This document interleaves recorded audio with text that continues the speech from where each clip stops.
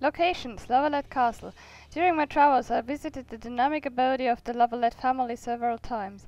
Anyone who considers Vizima an impressive city is unlikely to have seen the ancestral citadel of the La Valettes.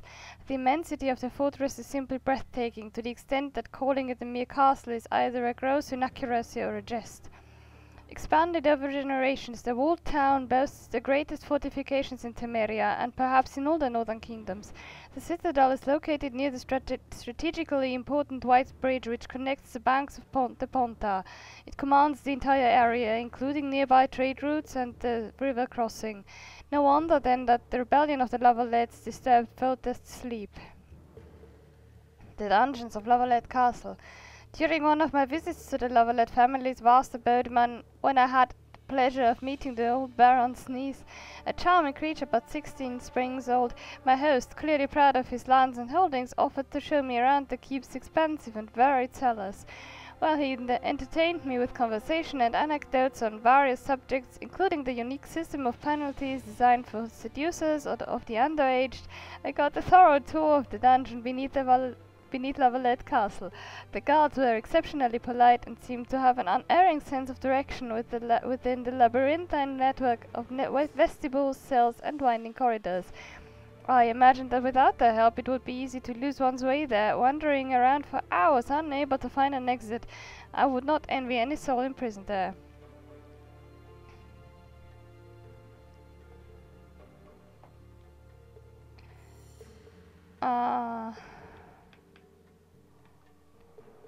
Secondary characters, come on. Newboy.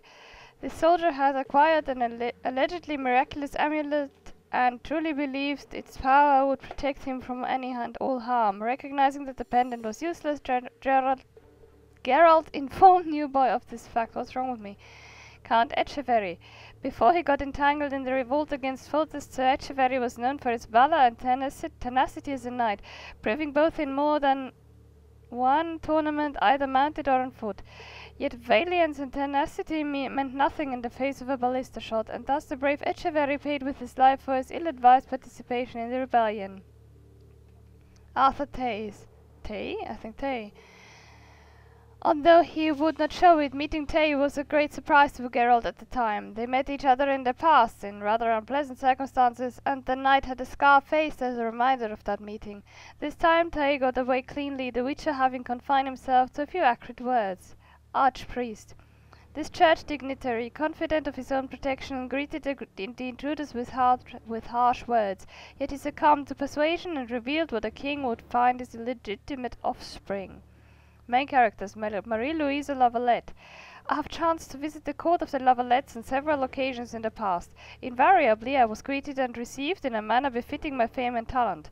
Baroness Mary Louisa was a very comely lady, her beauty having fully blossomed, her dark hair dark, her lips sensuous.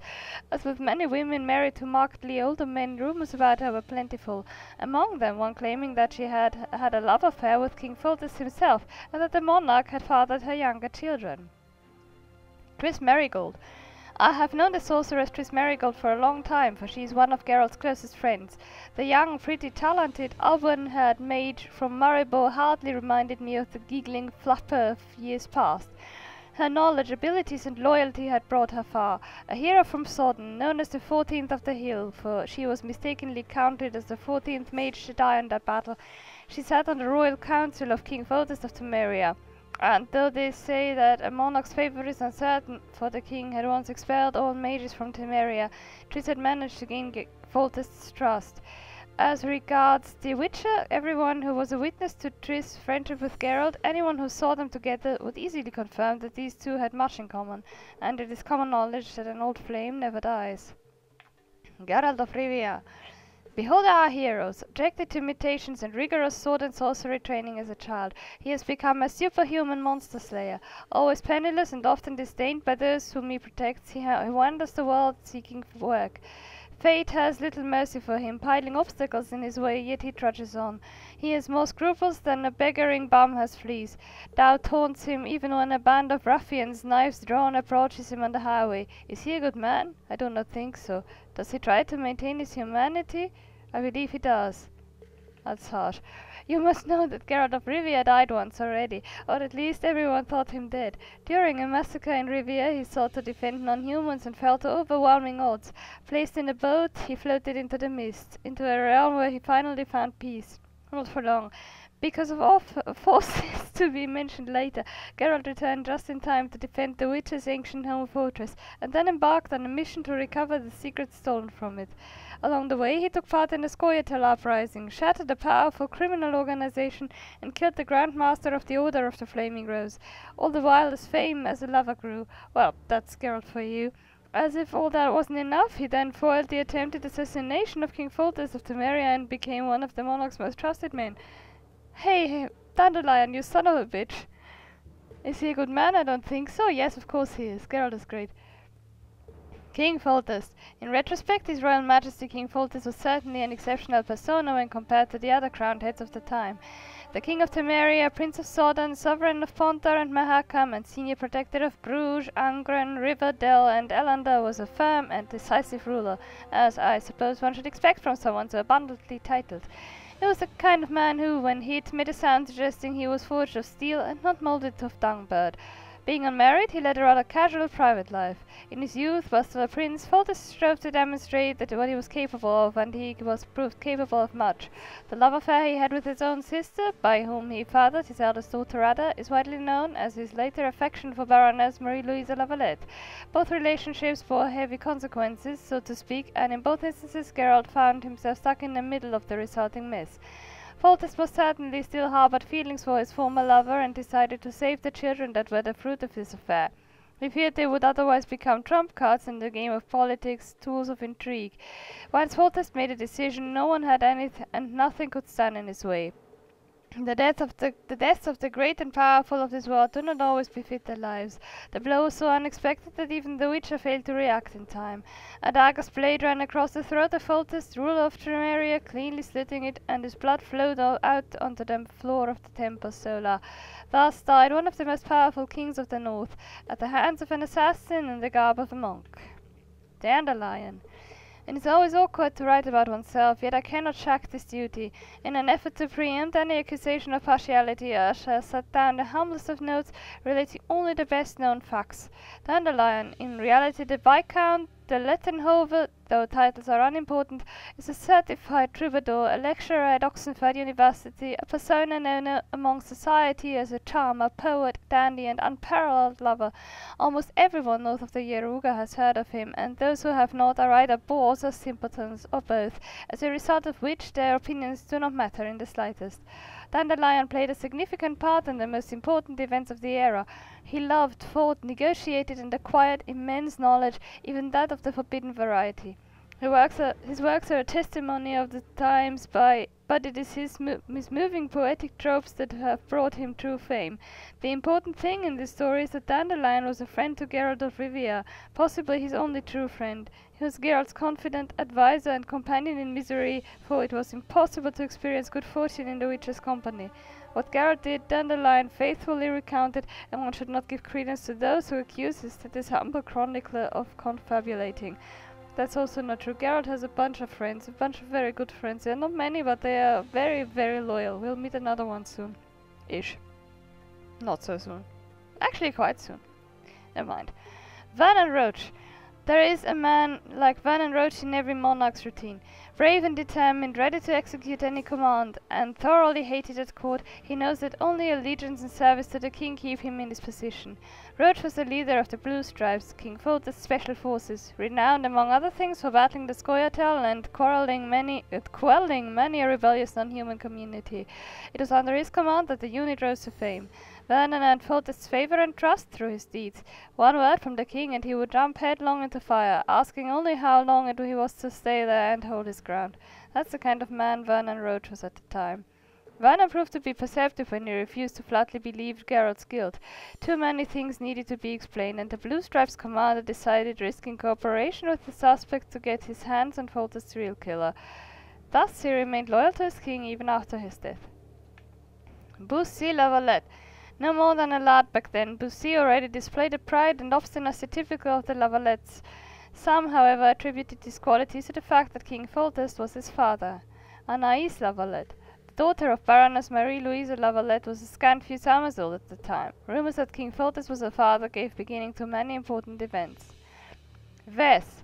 The fair-haired Vess stood apart from the rest of Vernon Roche's unit, and not only in that she was the only woman in an elite formation of hardened cutthroats and swashbucklers. A girlish face and shapely body would stand out even if her uniform did not emphasize them, for there is something in soldier women that attracts a man's gaze, and Vess was no exception. The reader should not, however, be misled by this description. One does not earn a blue stripes membership with good looks, but with skill, determination, and at times ruthlessness. Anyone disregarding Vess would pay dearly for misjudging this young woman. Because of her gender, Vess would sometimes receive assignments where her beauty was more important than her combat abilities and efficiency. Roach had used Vess as a trump card more than once. Chilard Firt-Oesterlen. Many northern kings appear in this story, rash and thoughtful, amorous and frigid, brave and cowardly. The reader should easily see that should their crowns be removed and a pitchfork, sword, a bunch of bills, a goat's apple given in a scepter's stead, they would be as human as we are. The same, however, could not be said of the Emperor of Nilfgaard, the white flame dancing on the barrows of his enemies, whose shadow fell over all the events I have written down.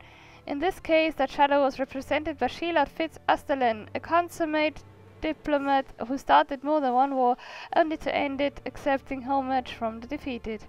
Aryan La Valette. Baroness La Valette's eldest child Aryan was beyond all doubt her and the old baron's son. Raised to be a knight, he sought to uphold the virtues of the state, valuing courage and valor, and striving by his every deed to embody them. He must have felt extreme discomfort by the conflict that engulfed him, as at its roots lay his mother's and family's honor, pitted against widely discussed rumors of a love affair between the Baroness and King Foltest. Though the situation was dire, the young knight valiantly commanded the defense of his family's castle, intending to give not an inch of ground. Seeing that further resistance was hopeless, Aryan yielded, laid down his arms, and placed himself at the king's mercy. Fate seeks forever to amuse itself, and towards this purpose likes to play tricks. It brought former foes together once more, as both fled the dungeons beneath the La Valette family's vast abode. Kingslayer. We don't have a name, it seems. Disguised as a blind monk, the mysterious assassin took Geralt by surprise. Displaying immense self-control and lightning reflexes, not to mention a talent for acting, he murdered the king before the witch's very eyes. He then leapt out the window of the cellar before Geralt could grab him. Surviving the fall unharmed, the assassin fled with the aid of some scoia'tael. The information in Vernon Roche's possession served to confirm what Geralt had witnessed. A man matching the Kingslayer's description had been seen in the company of scoia'tael near the trading post of Flotsam. Finding him seemed like the witch's only chance. No entries on these two, but tutorial. I'm not reading out tutorials. Sorry. No, I'm just clicking them through so that the exclamation marks go away. You see what I'm doing anyway, don't need it. Formulae. Rook. Alchemy formulae. Rook. Rook is especially popular among witches who believe that killing monsters quickly is the best defense. This potion increases muscle power and thus damage dealt to foes in close combat. On Thunderbirds, it has no side effects, aside from the toxicity. Rook can alleviate the side effects of White Raffet's decoction, Gadwall, and Tiara. Potion causes minor intoxication when imbibed. The potion is recommended for witches who prefer to use their swords in fights and employ signs sporadically.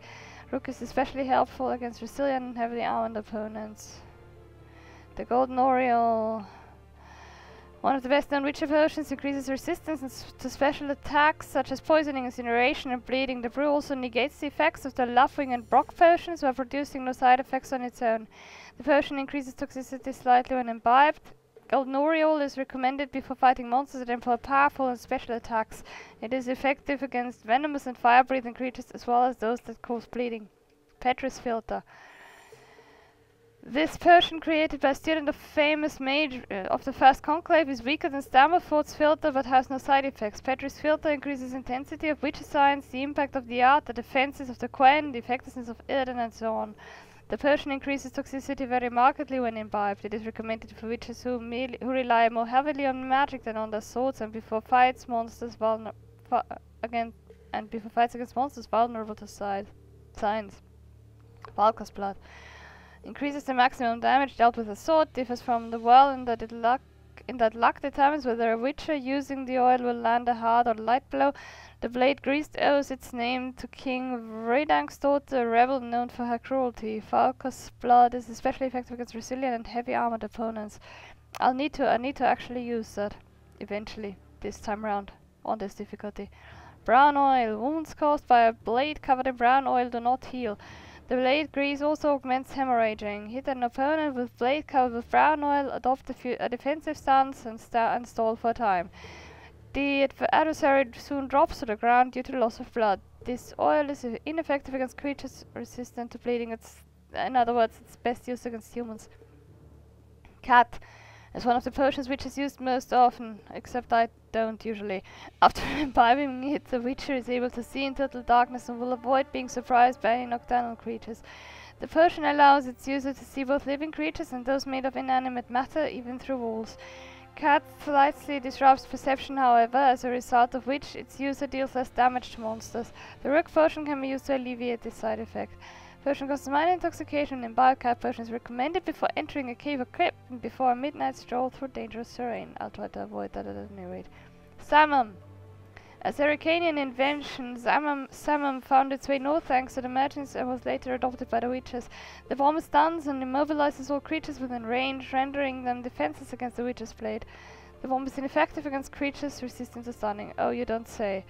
Swallow. This is my favorite. That's going to be one of the most frequently taken ones. Symbolizing spring and rejuvenation, the swallow lent its name to this potion that accelerates the rate at which wounds scab over and heal. As a universal brew, it is good on many occasions and additionally produces no side effects. The witcher can use the swallow potion to balance out some of the undesirable effects of potions like Thunderbolt, Maribor Forest, Lapwing Tiara, and Stammerford's Philter. The potion increases toxicity slightly when imbibed. It is recommended before long fights. Slow but consistent vitality regeneration will provide a significant advantage over foes. Witches unsure of the dangers they might face in a given situation consume this universal brew as a failsafe, as will I.